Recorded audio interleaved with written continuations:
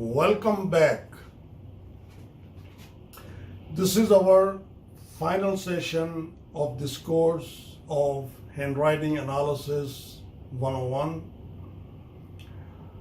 In this session, we are going to touch base the salient segment of this course. Then we will talk about how to find the information, desired information quickly rather than searching in the videos all over. Okay, if you recall, in the very first couple of videos we talked about myths and the facts about handwriting analysis. Those are 10 questions selected out of hundreds of questions. 90% of the people ask same questions in their own words in different shapes and forms. I would highly recommend to watch this video, two videos, multiple times. What it will do, it will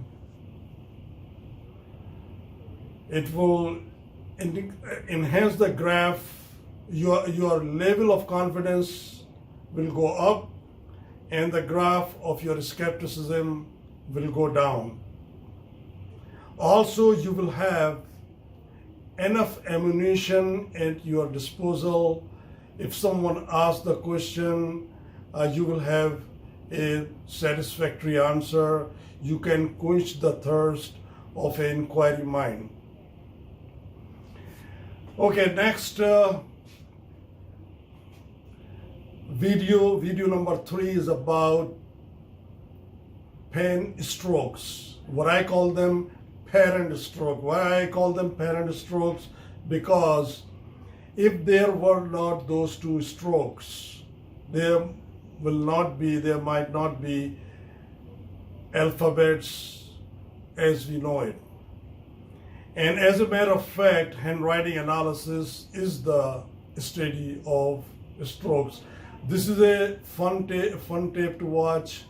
Okay, the next we talked about heavy duty stuff, the real laws of handwriting analysis. First, we in the very first law of handwriting analysis was the slant, the angle of the lettering.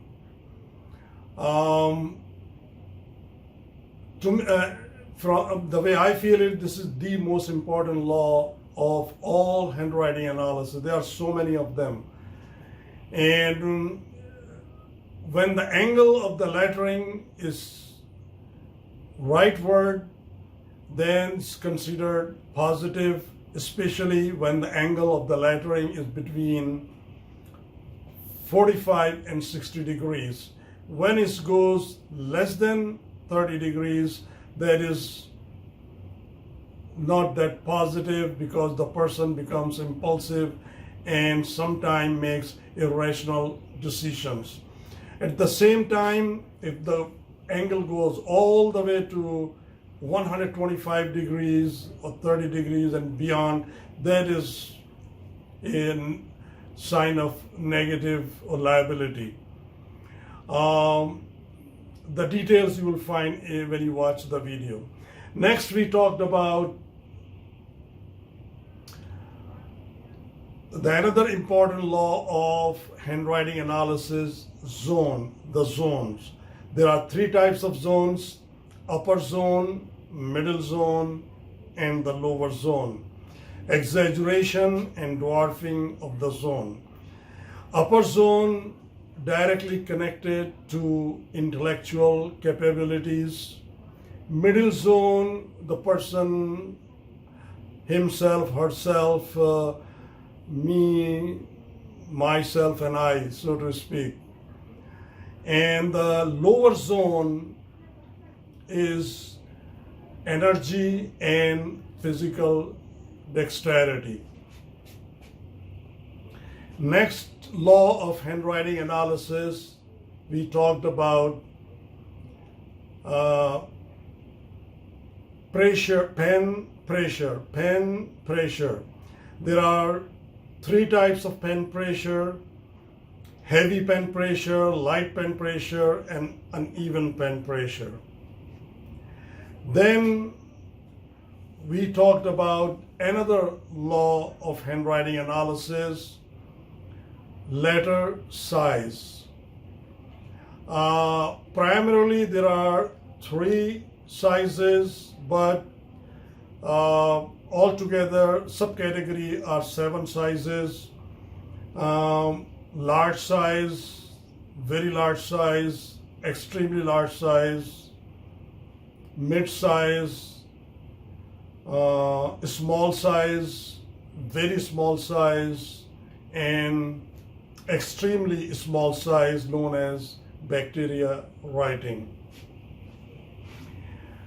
In the next lesson, we talked about the most important letter out of all 26 letters, letter T.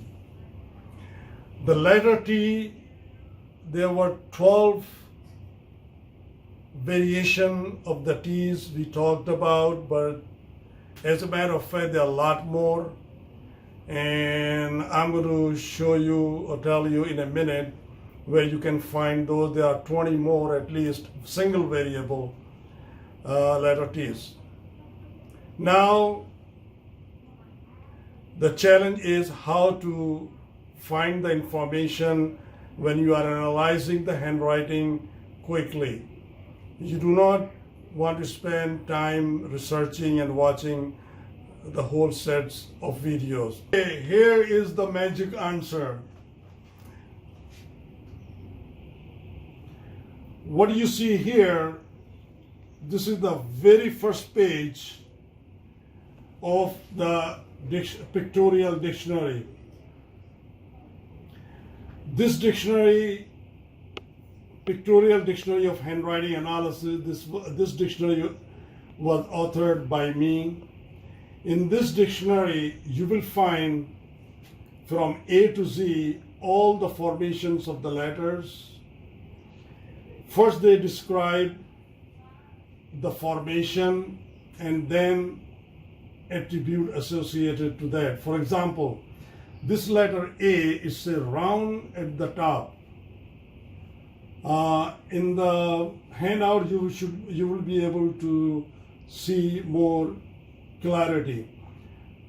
Is a little bit curved on the top. What that means, this person has a lot more tolerance.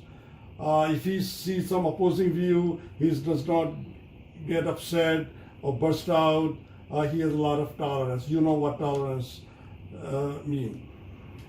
The next one is a flat at the top. Flat means it does not have a curve, it has just a straight line. When you see a capital A,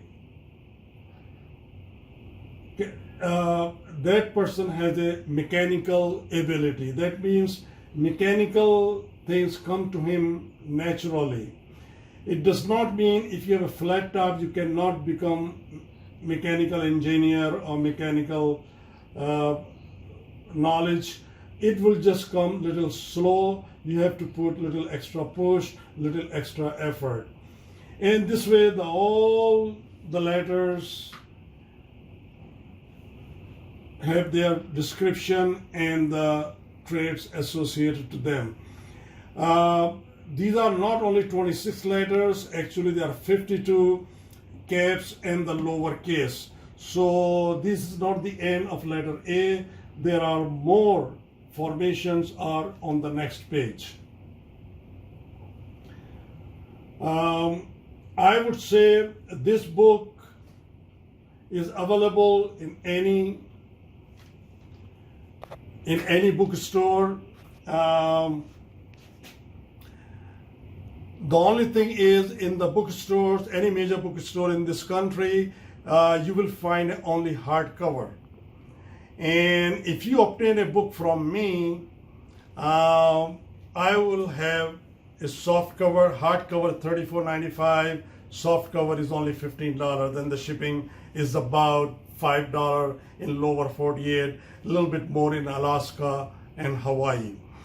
If you obtain a book from me, I will sign it for you, personalize for you, especially for my students.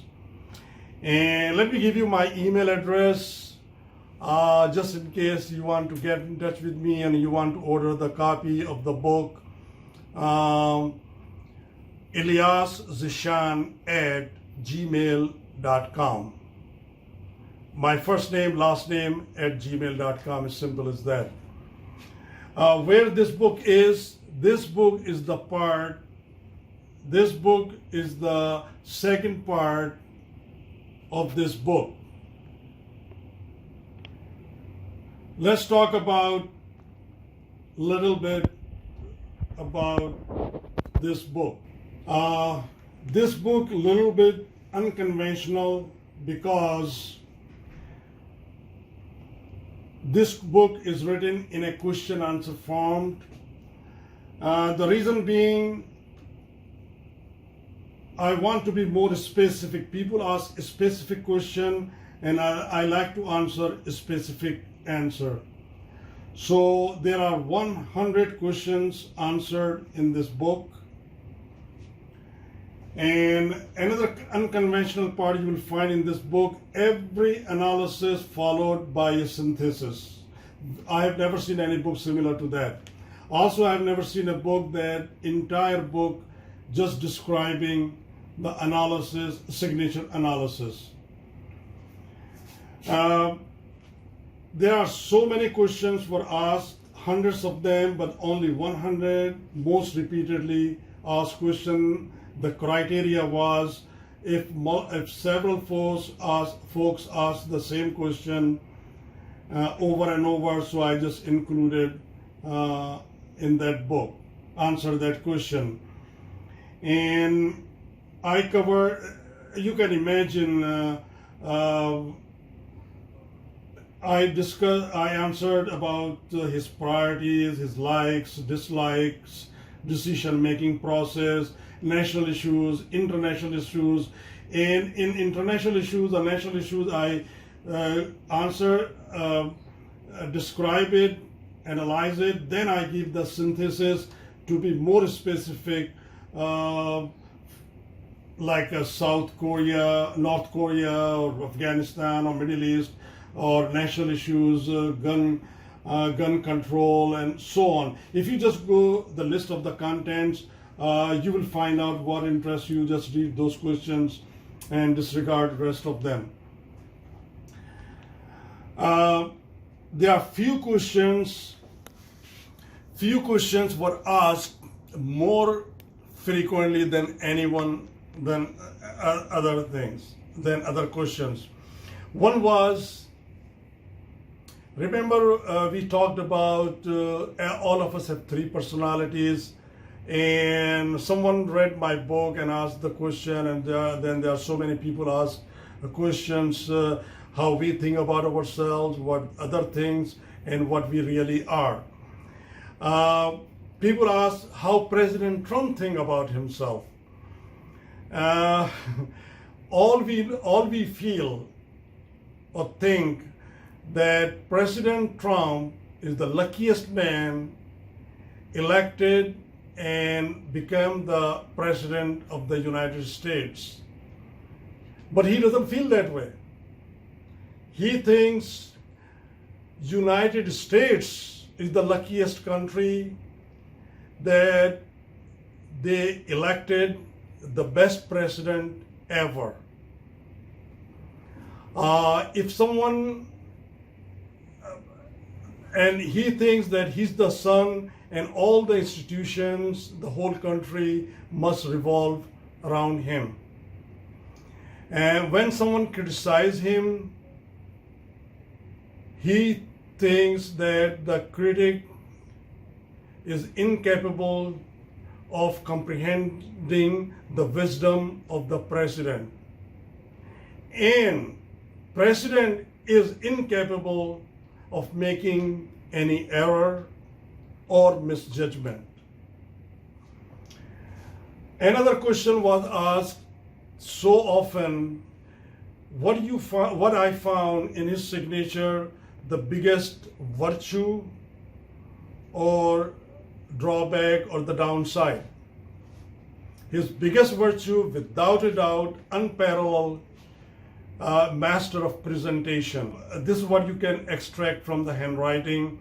But if you do the process of elimination, it boils down like a sales page, whether you make a presentation to the audience or the judge or the jury. As a matter of fact, when you make a presentation to the audience, they are informal jury.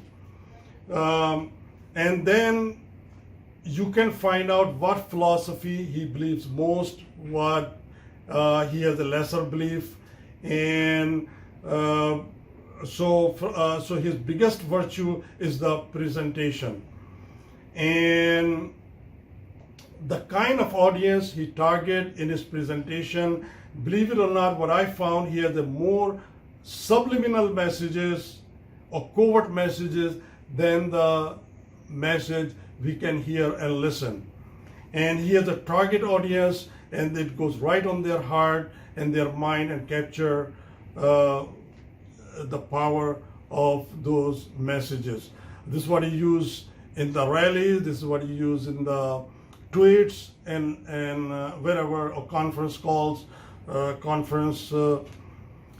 so on. The biggest virtue is the presentation, and the downside is subjective thinking.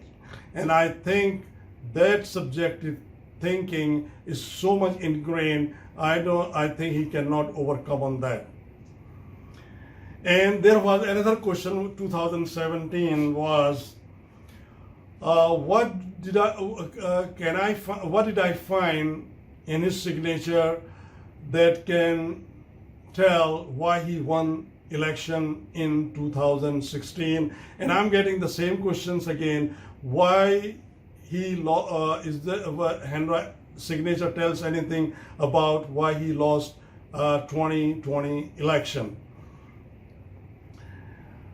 The answer might surprise you. Sales presentation.